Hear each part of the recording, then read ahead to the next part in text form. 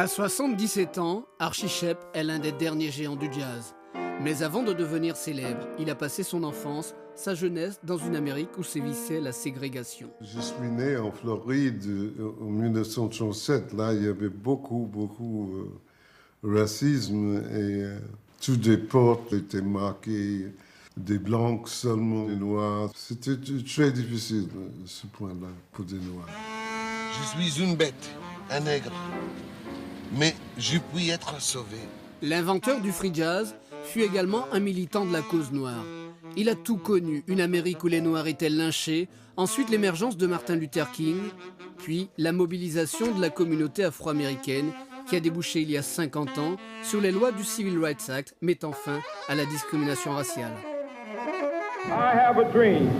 Cette loi de 1960 évite une guerre entre les Noirs et les Blancs, mais également une nouvelle guerre de sécession entre les États du Sud et l'État fédéral. C'est 10 ans de combat des Noirs américains, de sit-in, de marche, de boycott, et c'est également un point de départ. C'est le point de départ d'avancée juridique pour l'égalité entre les Noirs et les Blancs.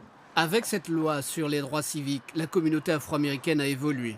Millie Sherfield fait partie de cette classe moyenne noire, pleinement intégrée dans l'Amérique de Barack Obama. Journaliste à Paris, elle travaille pour la presse américaine et conserve un regard lucide sur son pays. Le seul fait d'avoir une Barack Obama dans la Maison Blanche, ça ne change pas les choses pour beaucoup de personnes aux États-Unis quand même. On reste quand même une société où il y a beaucoup de divisions, il y a beaucoup de décalage de pouvoir, de monétaire dans des sociétés, dans des communautés différentes. Martin Luther King, Malcolm X, des noms restés célèbres auxquels il faut ajouter Archie Shepp qui a écrit les plus belles notes de la lutte des Noirs pour l'obtention des droits civiques. Boogie to the rain.